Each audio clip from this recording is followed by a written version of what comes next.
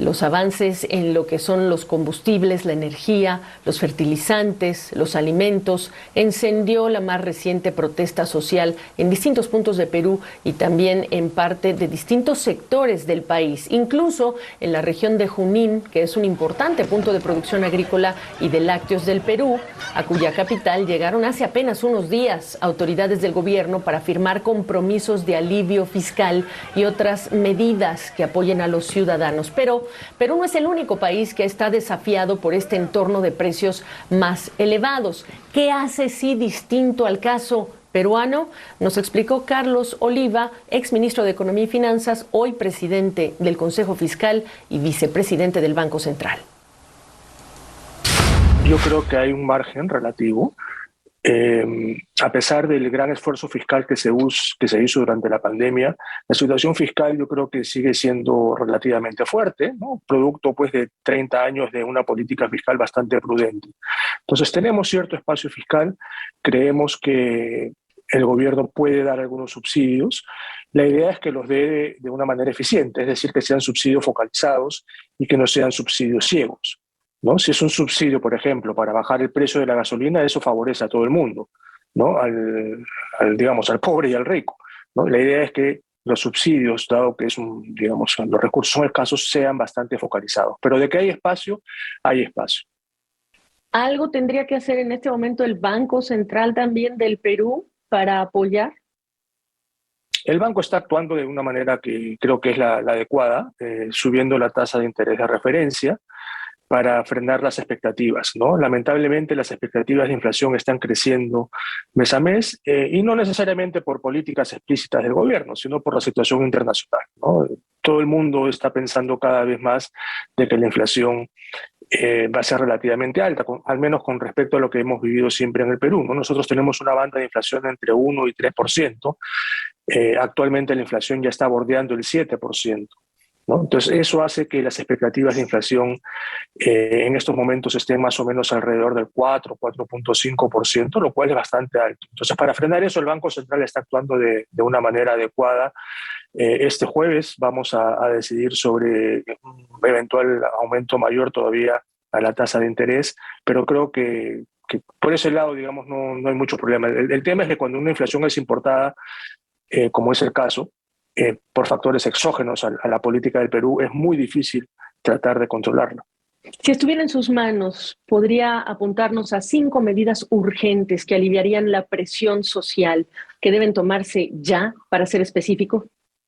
Sí, a ver, en primer lugar, tenemos un serio problema que yo lo resumiría en incertidumbre, ¿no? Tenemos un gobierno que, si bien tiene 8 meses, no sabemos hacia dónde va. Un día dicen una cosa, al día siguiente se desmienten, sale algún ministro a desmentir, a decir otra cosa, ¿no? Por ejemplo, un día el presidente hace un llamado a la inversión privada y al día siguiente sale la premier a decir que va a cerrar 4 minas, ¿no?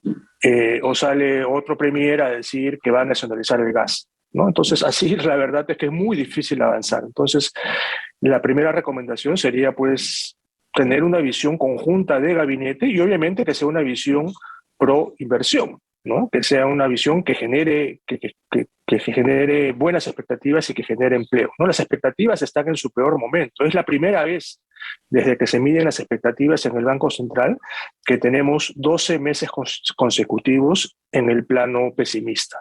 Ni siquiera en la pandemia tuvimos 12 meses consecutivos. Entonces, ahora, justamente desde abril del año pasado, que es cuando el presidente Castillo pasó a la segunda vuelta, tenemos un pesimismo generalizado. Entonces, revertir eso, y eso se revierte con una visión de estadista, digamos, ¿no? En segundo lugar, yo diría mejorar la gestión pública, ¿no? Los nombramientos que han hecho en estos 8 meses, la verdad es que dejan mucho que desear, ¿no? Primero, que ha habido una gran rotación, hemos tenido cerca de 50 ministros en solo 8 meses, ¿no? Y segundo, las personas no han sido las adecuadas, las idóneas, ¿no? Hay ministros que han tenido investigaciones por terrorismo, hay otros que tienen sentencias por asesinatos, o sea, tenemos, digamos, ministros que no dan la talla, ¿no? Por no mencionar a otros, ¿no? Quizás el caso del Ministerio de Economía es una excepción, ¿no? Pero en otros ministerios sí hemos tenido grandes problemas. Entonces, mientras no haya una capa técnica sólida que sepa manejar el Estado, va a ser muy difícil. Y eso se remedia fácilmente también, ¿no? Es buscar a gente idónea, capacitada, técnica, que conozca los sectores y que tenga esta visión conjunto que mencionaba al inicio. Entonces, las respuestas, digamos, desde el punto de vista al menos teórico, son súper fáciles de implementar. La gran pregunta es si el presidente tiene la intención de hacerlo. Y ahí es donde entran las mayores dudas.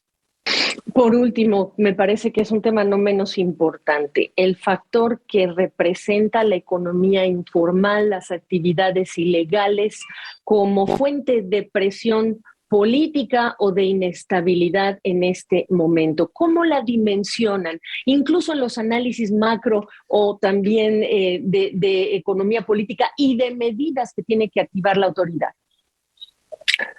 Ese es un tema estructural en el país, ¿no? La informalidad es una de las más altas del mundo, ¿no? Digamos, en los mejores momentos, la informalidad ha estado bordeando el 70% en el país, ¿no? La informalidad laboral sobre todo. Entonces, es un problema estructural que no depende específicamente de este gobierno. Con la pandemia, naturalmente, ha aumentado aún más la informalidad, ¿no? Todavía no recuperamos el empleo formal que teníamos antes. Pero allí sí, pues lo que se requiere es una serie de políticas enfocadas en reducir la informalidad, ¿no? No basta con una política tributaria, por ejemplo, hacia la simplificación. Tienes que añadirle políticas de protección social, políticas del mercado laboral. Tenemos un mercado laboral bastante rígido y este gobierno lo quiere hacer mucho más rígido, ¿no? Lo cual va en contra de cualquier sentido técnico. Entonces, sí se necesita empezar a luchar contra la informalidad y tenemos paralelamente, como usted menciona, las actividades ilegales, que también son muchísimas y que por lo general los gobiernos lo ponen como por debajo de la alfombra, ¿no? Pero hay mucha actividad de tala ilegal, de narcotráfico, por supuesto, de invasiones de tierra, etcétera, que suceden desde hace muchísimo tiempo también, y que lamentablemente no hemos encontrado la manera de luchar contra eso, ¿no? Entonces, ese también es un gran reto. Pedirle que a este gobierno que lo solucione, digamos, en estos momentos me parece demasiado, ¿no? Tiene otros problemas más urgentes